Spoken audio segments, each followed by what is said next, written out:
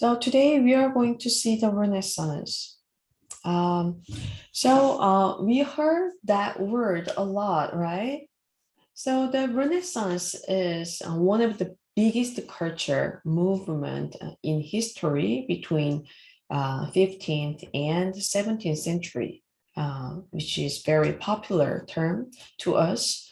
Um, the Renaissance happened in literature, music, art, architecture, and all kinds of intelligence. So let me show you how it begins and what the Renaissance is. So we learned the Middle Age in the last meeting.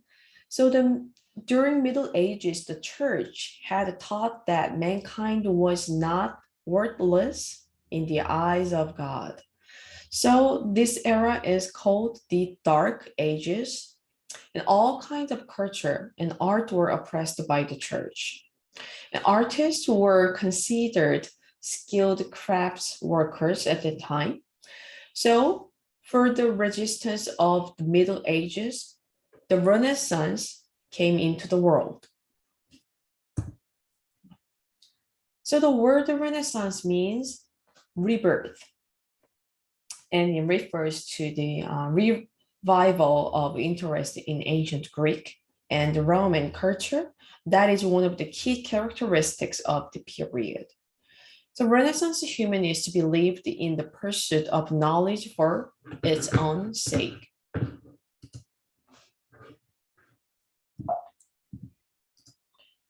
So there are many artistic techniques developed by the Renaissance masters.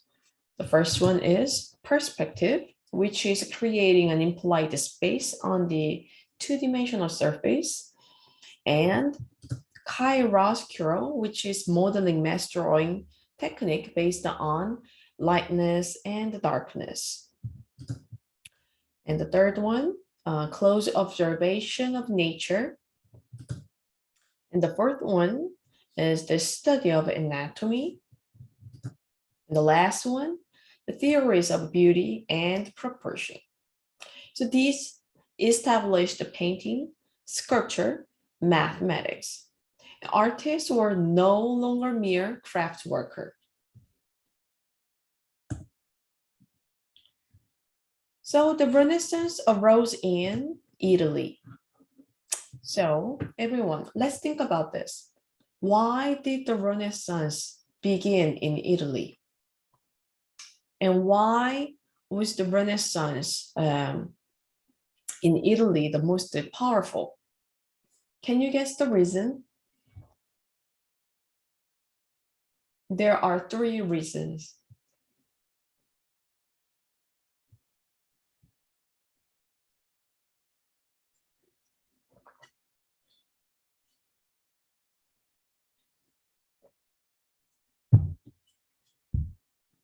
Any reason will be fine.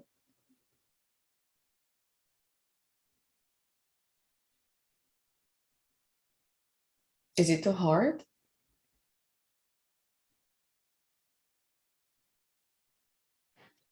I have no idea.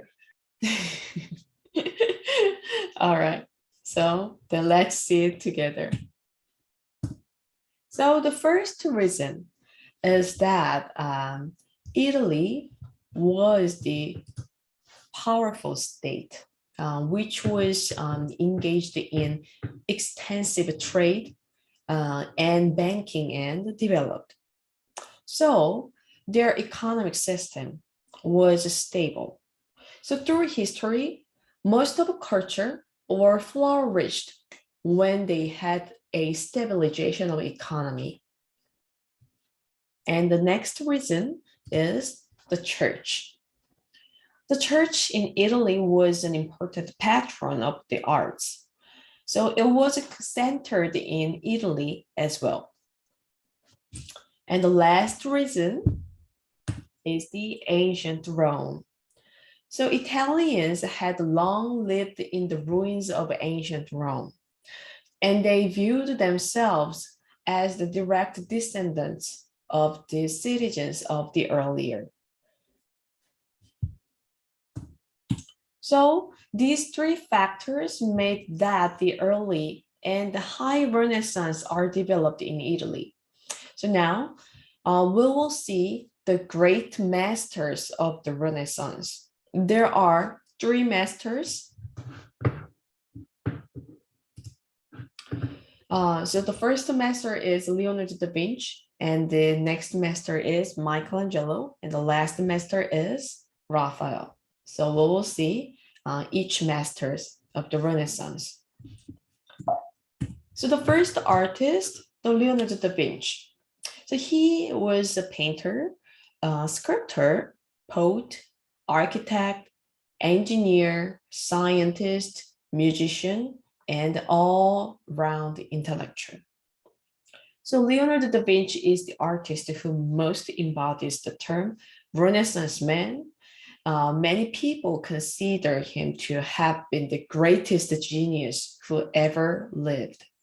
So he was possessed of a brilliant and inquiring mind that accepted no limits. So he was very interested in human body, like the skeleton, muscles, organs, etc. He anatomized dead bodies to study skeletal system, muscle, and even organs and the pregnancy. So this is the last Supper by Leonardo da Vinci. Looks very familiar with us, right? So he depicted the consternation that occurred among the 12 apostles when Jesus announced that one of them would betray him. Leonardo da Vinci used the perspective technique to show an implied space on two-dimensional surface, right? So in this painting, he used one-point linear perspective with vanishing point on the center of the implied space. So this is a good perspective technique for compacting many objects in a limited space. So these are sketches to study one-point perspective by Leonardo da Vinci. And this is a drawing to show one-point perspective with the human body proportion. And let's see the next work. So this is Mona Lisa, which is an oil painting on a wood panel by Leonardo da Vinci, and probably the world's most famous painting. So the painting was one of the first portraits to depict the theater in front of an imaginary landscape. And the Leonardo da Vinci was one of the first painters to use aerial perspective.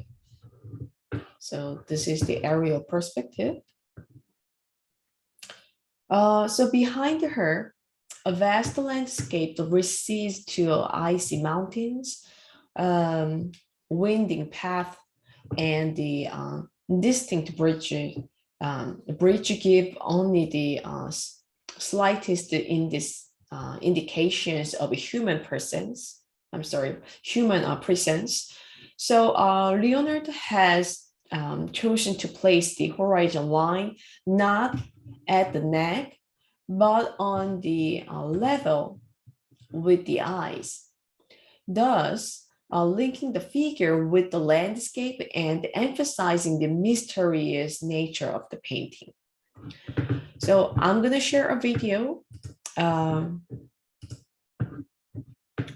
to see this Mona Lisa painting in detail.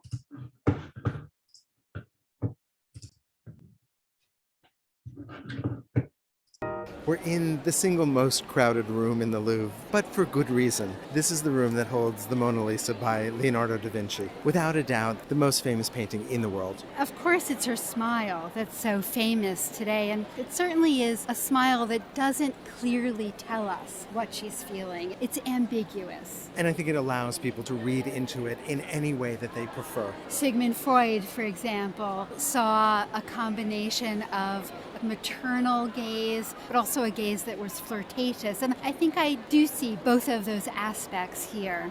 This is a portrait of the wife of a Florentine merchant. And as we look out at the sea of people taking selfies in front of the Mona Lisa, it's good to remember that only the elite could have their portrait painted during the Renaissance. This was an expensive proposition. And of course, you'd have to go and sit for the artist many times so that he could capture your likeness. Because they were expensive, they were reserved for kings and queens and the nobility. What we see during the Renaissance is the growth of the merchant class. And the fact that a wealthy merchant would hire Leonardo to paint his wife's portrait is a reminder of the fortunes that are being made by traders, by bankers, and others during the Renaissance. Well, especially in the city of Florence, which was such an economic hub during the Renaissance. And we know, in fact, that the patron of this painting was a cloth merchant. This painting has quite a number of innovations, but one of the most important is that it's half-length. Generally, portraits were busts, that is, from the chest up. This was an incredibly influential new formula for the portrait. If you think about the standard form of the portrait before this, with the figure in profile, bust length, it's a very static pose, very formal, very stiff. But as soon as Leonardo turned the head toward us, positioned the shoulders 3/4 toward us also, and included the hands, suddenly we had an image of a figure that was much more natural, someone who you could imagine having a conversation with. Portraits that included a background and that also included the hands did exist in the Northern Renaissance, but this is a new formula for Italy and will be tremendously influential with artists like Raphael and others. Another very influential aspect of this painting is a technique that Leonardo employed, which is known as sfumato. That simply means smoke, and what it refers to is the slightly hazy quality that Leonardo introduces to remove the sometimes sharp quality that existed in early Renaissance paintings, where each object looks too isolated. It's an atmospheric quality that creates a sense of unity throughout the painting. And makes the figure appear to almost emerge out of the darkness.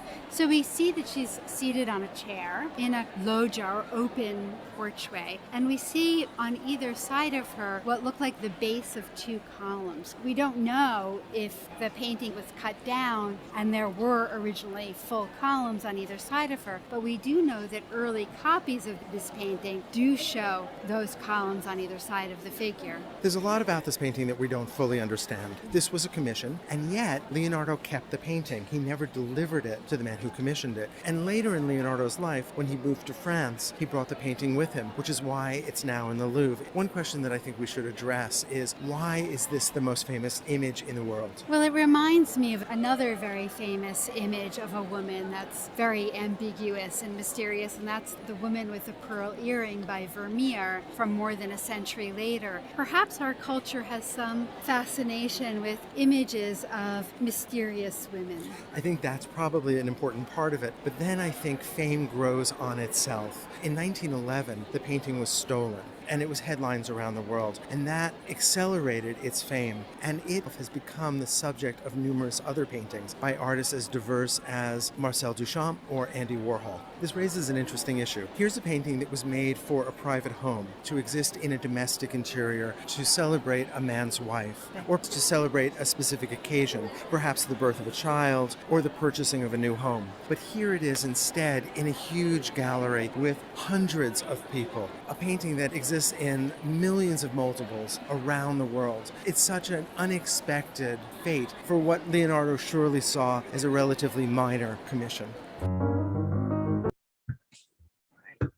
So that was Mona Lisa by Leonardo da Vinci. So now let's move on to the next Renaissance master, Michelangelo. So Michelangelo is beyond the legend. His name means Archangel Michael, and to his contemporaries and those who came after, his stature is scarcely less than that of the heavenly being. So he began serious work as an artist at the age of 13 and did not stop until that claimed him 76 years later. His equal may never be seen again. So for only a particular time and place could have bred the genius of Michelangelo. So Michelangelo was Leonardo da Vinci's rival. He began his career in Florence, but also worked in Rome. Michelangelo had established his reputation as a sculptor by the age of 25. The David statue is not a simple restatement of Greek art. He studied human anatomy and had dissected corpses. He translated his knowledge into a figure that seems to be made of muscle and flesh and bone, though all in marble. So this David statue is also made in marble. So let's look at this beautiful sculpture in detail through a video. Florence was long an economic powerhouse. Rather than its church, it's the city hall, once the palace of the Medici family that towers over the main square. Michelangelo's David originally stood here. This is a copy. The original David is the centerpiece of the nearby Accademia Gallery, which feels like a temple to humanism. At its altar, one very impressive human.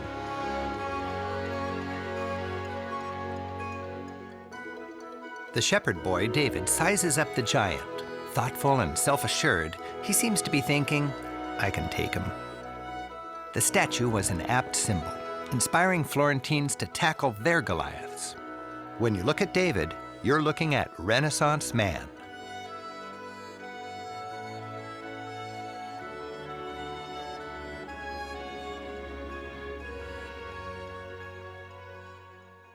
Artists now made their point using realism. They did this by merging art and science.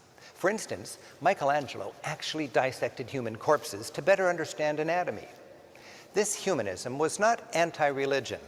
Now people realized that the best way to glorify God was not to bow down in church all day long, but to recognize their talents and to use them.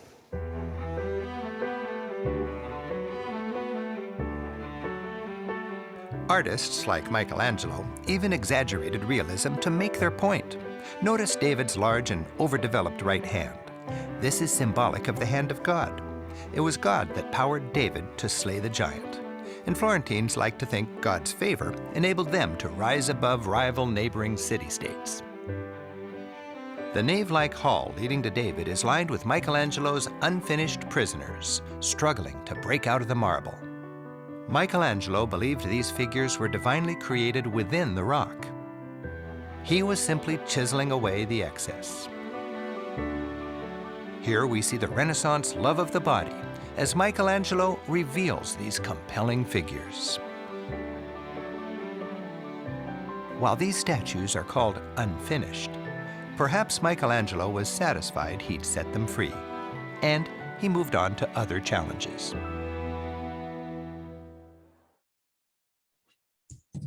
All right, that was Michelangelo's David statue.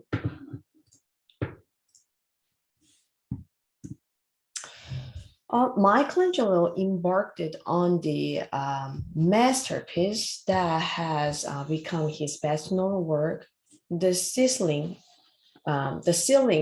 frescoes of Sistine Chapel in the Vatican in Rome. He had been called to Rome by Pope Julius II, who wanted the artist to design his tomb, a large monument with numerous sculptures and paintings. So these are all paintings made by Michelangelo, and look at the detail, sculptured parts. So these are not the real sculpture. These are all the paintings.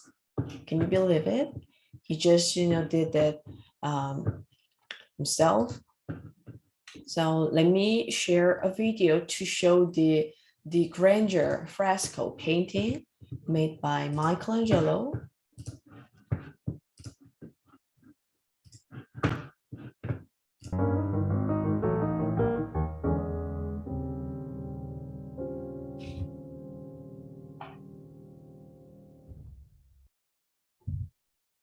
house.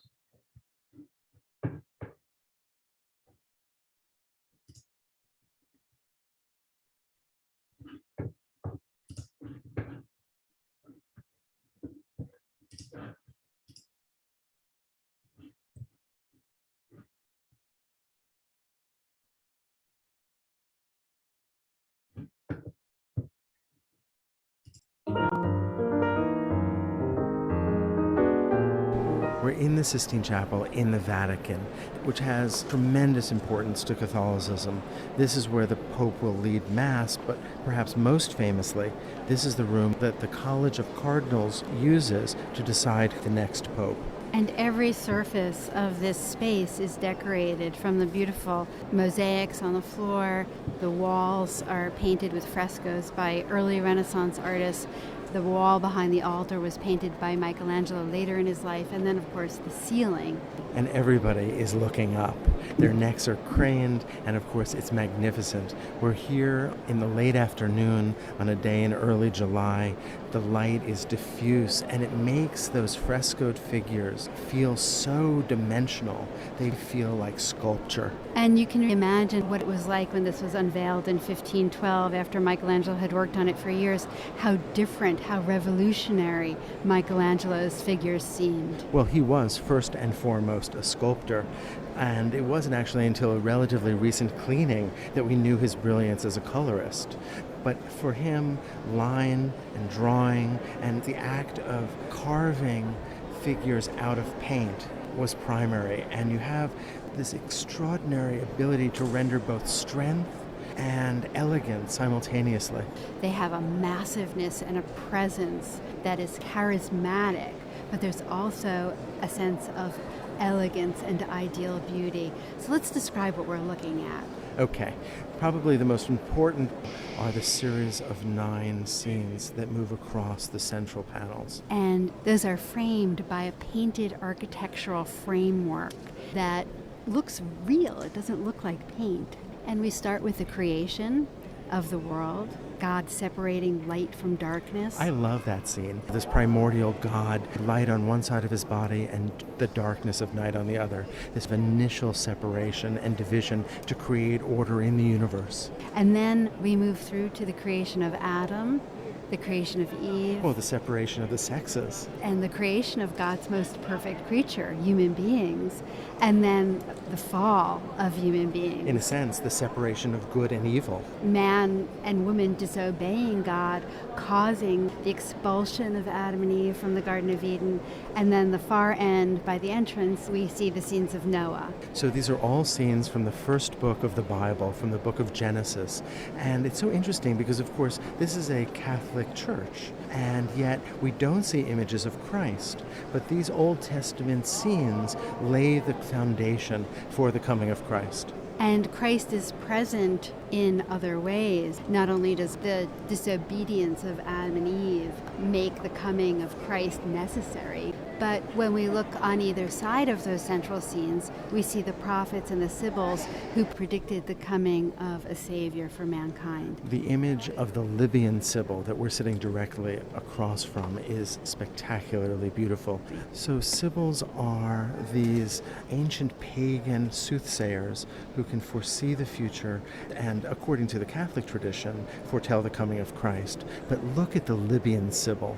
Look at the power of her body, and look at the elegance with which she twists and turns. There's that sense of potential in the way that her toe just reaches down and touches the ground, but seems as if she's in the act of moving and possibly of standing. There's a presence and drama to these figures, to the Libyan Sibyl especially. She twists her body in an almost impossible way, and we can see Michelangelo has articulated every muscle in the back, and in fact we know that he used a male model for that figure. I'm so taken with the color here. When I first studied Michelangelo, we spoke only of line, of sculptural form. But of course, after the dramatic cleaning of the Sistine Chapel, those original colors, their brilliance, their delicacy came out. And we see purples and golds and oranges and blues and greens. She, of course, is reaching back And presumably that's a book of prophecy that she holds. And there's a look of confidence and knowing on her face, the absolute clarity with which she knows that Christ will come. Sitting on the architectural framework on the four corners of all of the central scenes are male nude figures that we refer to as ignudi. I think this is really important because Michelangelo is not painting simply separate paintings, but he's creating this enormously complex stage set with which to create levels of reality. And so, for example, the Libyan Sibyl seems as if she is seated amongst the architecture, and then set next to her are bronze figures. And then in the spandrels, as you mentioned, other scenes that seem to recede into a kind of illusionistic distance. And then relief sculptures on the architecture on either side of her. And then seated above those, the ignudi. And it's so clear that we're at this moment at the rediscovery of ancient Greek and Roman sculpture. And Michelangelo is in Rome, he's in the Vatican. This is the High Renaissance, and it's so interesting to compare the optimism, the elegance, the nobility of the figures on the ceiling with the far darker and more pessimistic view that Michelangelo will paint decades later on the back wall, The Last Judgment. That's right. Well, there's a big difference between 1512, when Michelangelo completes the ceiling, and when he begins The Last Judgment. The Protestant Reformation has begun, and the church is under attack. Michelangelo's world had been shattered, but when you look at the ceiling, you see instead all of the optimism, all of the intellectual and emotional power that characterizes the High Renaissance in all of its newfound appreciation for the ancient world. This was a moment of incredible promise, and all of that comes shining through these figures. And let's not forget that just a few doors away, simultaneously, Raphael is painting the frescoes in the Papal Palace.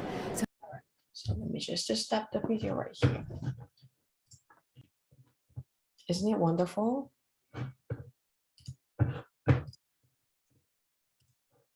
It's a truly amazing painting by Michelangelo.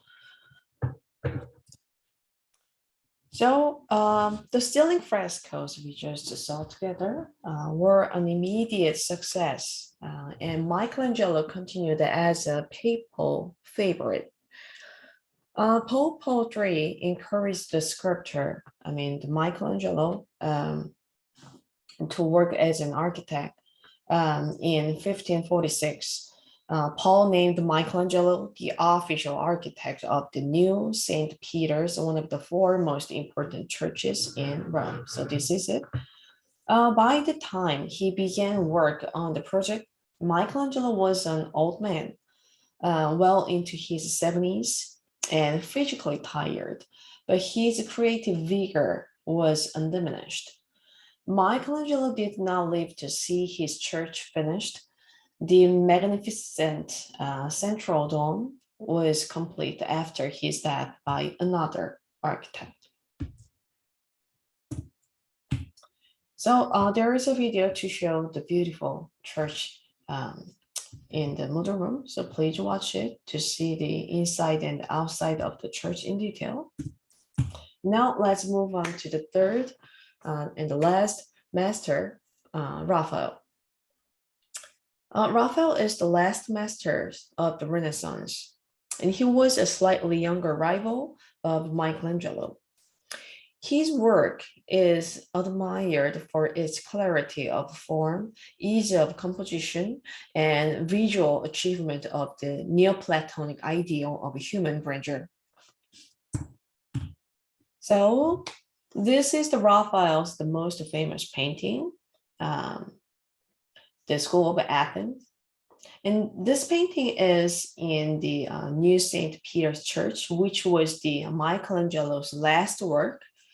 The nearly every Greek philosopher is present in this work, including the two main subjects located at the center, the Plato and his student Aristotle. In one of his earliest works, Raphael painted three of the graces from classical mythology. And this painting is best known for the two winged angel at the very bottom of the composition. The Sistine Madonna is an oil painting that was commissioned in 1512 by Pope Julius II for the Church of San Sisto in Piacenza. And upon its completion in 1512, this rendering of Pope Julius II was unlike any previous papal portrait. Usually popes were painted frontally or kneeling in profile. The Pope, this Pope Julius II was not frontally and not in profile, as you can see. So also the exceptional part was the facial expression, showing the subject lost in thought. This is oil painting produced in 1505 in Venice by Raphael. Madonna del Prado exemplifies a religious theme. It depicts Mother Mary with Jesus Christ and John the Baptist. In the painting, Mary is guarding the two children. Comparing to the previous two masters, Raphael's painting was very soft and smooth, and it makes views feel comfortable to see. So the scholars generally date the end of the High Renaissance in Italy to that of Raphael in 1520. Of the various artistic trends that emerged, the one that has interested in art historians most is known as Mannerism. So now we're going to see the Mannerism. So the late Renaissance in Italy is called Mannerism. The word Mannerism comes from the Italian maniera, meaning style or stylishness. And it was originally used to suggest that these painters practiced an art of grace and sophistication. Later critics characterized Mannerism as a descendant reaction against the order and balance of the High Renaissance. So the right one is the right painting is the Mannerism style painting.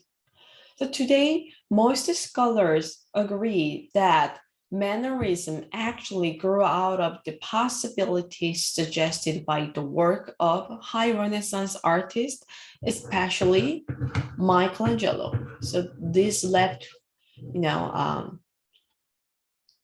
painting. The left painting is made by Michelangelo. We just saw it, in the ceiling fresco painting in the Sistine Chapel in Vatican in Rome. So Michelangelo, whose influence on the next generation was enormous.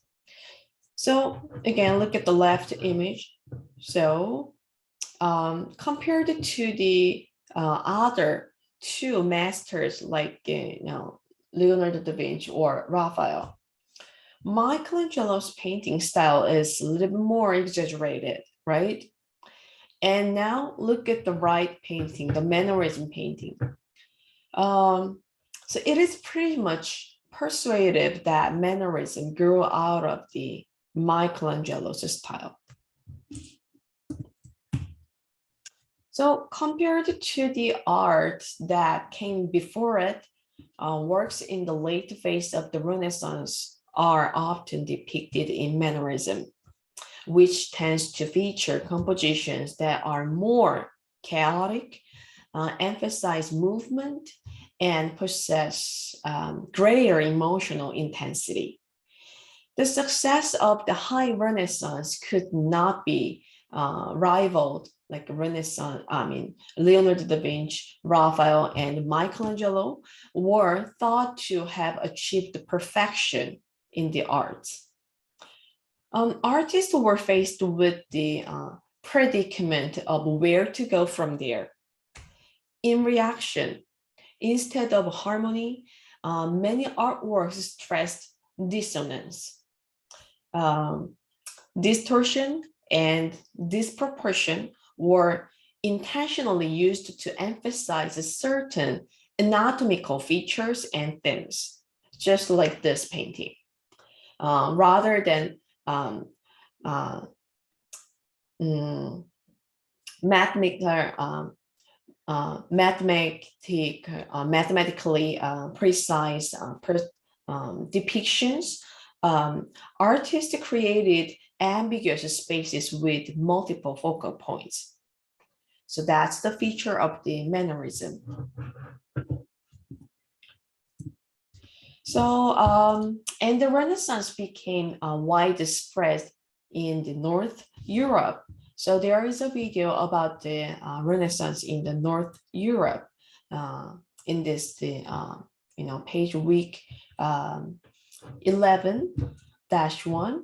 So please watch it to see diverse and beautiful Renaissance work of art. So I hope you enjoyed to see Renaissance masters' beautiful works through this chapter. And we have a discussion related to this chapter. So after this meeting, everyone please go to week 11 and then go find week 11.1 discussion.